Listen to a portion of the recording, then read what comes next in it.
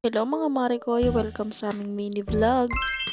Eto nga pala yung ganap namin for today's video. Dahil medyo mainit nga sa loob ng bahay, eto nga at lumabas nga muna kami. At eto nga si Baby Elise, akala mo naman kung saan pupunta, nakabag pa nga. At eto naman ang Mima nyo, napaka-haggard nga. Dito nga rin para sa labas si Ate May. Ito nga si Baby Elise, hindi ko malaman kung ano ang gagawin niya. Ilalagay lang pala niya yung cellphone sa bag niya. Hay nako, ewan ko ba sa batang to. Dito lang naman kami sa labas pupunta. May pabagbag pa ngang nalalaman. Nayaan ko na nga lang dahil totopakin lang yan siya. Nung pumasok naman kami dito, eto nga ang kanyang ginawa. Ikinalat lang yung mga ipit niya. O diba, napakakulit. Yan siya magaling ang magkalat ng magkalat. Iningitian pa nga niya ako ng mga oras na yan. Kung asar na asar ka na pero lalo ka pang inasar ng anak mo, ay grabe ba.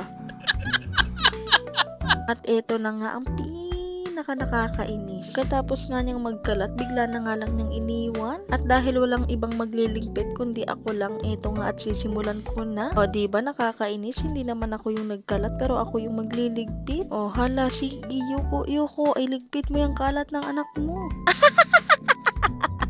At yung batang makulit nga na nagkalat nito ay umakyat na nga sa taas. Umakyat na nga dun sa dada niya. Sabi ko nga sa kanya, iligpit mo na tong kinalat niya bago siya umakyat. Kaso dinaan nga ako sa paiyak-iyak effect. Kaya ayun, wala ko nagawa. Umakyat na siya.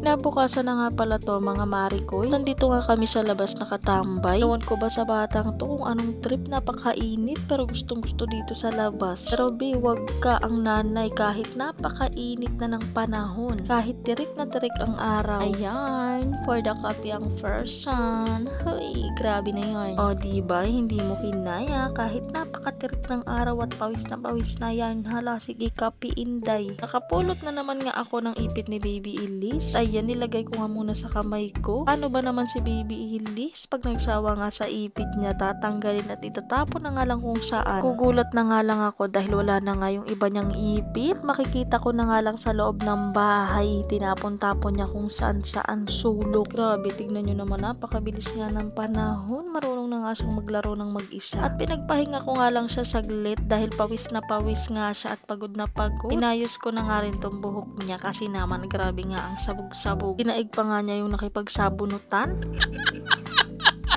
At dahil meron nga ako ditong tupiin, eto nga at tutupiin ko na. Hindi ko nga pala natapos lahat yan tupiin. Yung natapos ko nga lang pala ay yung kay Baby Elise. Kasi naman, eto nga at bigla nga siyang inantok. Kaya naman pinatulog ko na muna. Itong bigla nga siyang umiyak, inilagay ko nga muna siya dito sa dibdib ko. Dahil na-miss ko nga lang siya nung newborn siya. Dito nga siya nakahiga sa dibdib ko. Hoy, bakit naman na-miss? Gawa ka na lang ulit. Charot. What?